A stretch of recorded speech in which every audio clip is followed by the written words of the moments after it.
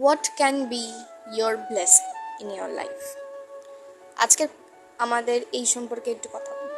আমাদের জীবনে এমন কী হতে পারে যেটা আমরা ব্লেসিং রূপে নিতে পারি।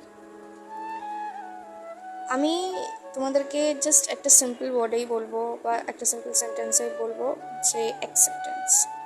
Try to accept.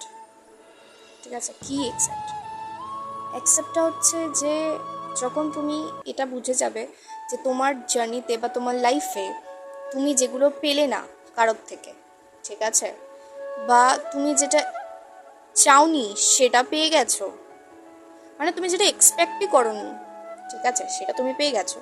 উল্টে যেটা তুমি চাইছো অন্যের কাছে সেটা কিন্তু তুমি পাচ্ছ না।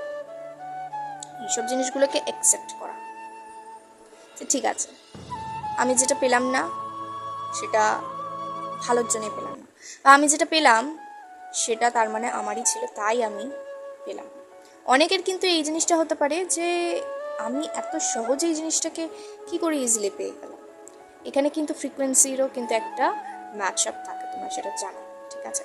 কিন্তু the gist of the story তোমাদেরকে এটাই বলতে চাইছি যে তুমি কিছু পাও চাই না পাও, ঠিক আছে, তুমি ফর এক্সাম্পল যদি তোমাকে বলা হয় যে আমি জাস্ট একটা সামান্যই বলছি, ধরো তোমার যে এক্স ছিল বা অন্য কারোর যদি কেউ এক্স থাকে, ঠিক আছে, ওই সম্পর্কটা নিশ্চয়ই খুব ভালোর জন্যেই কিন্তু তুমি ওখান থেকে বেরিয়ে আসতে পেরেছো।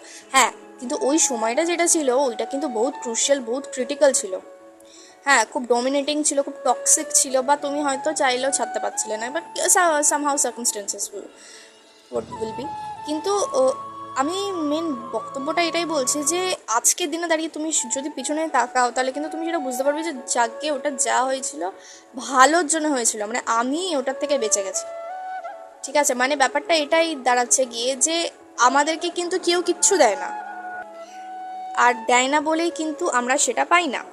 এবার এটা পুরোপুরি সম্পূর্ণ তুমি যদি প্রসপেক্টিভ হিসাবে দেখো, হায়ার প্রসপেক্টিভে দেখো, তাহলে কিন্তু তুমি এটা খুব ভালোভাবে বুঝতে পারবে যে ইউনিভার্স তোমাকে সেইটা দেয় যেটা তোমার সত্যি সত্যি দরকার। তোমাকে কিন্তু সেটা দেয় না যেটা তুমি অ্যাকচুয়াল চাও তার থেকে।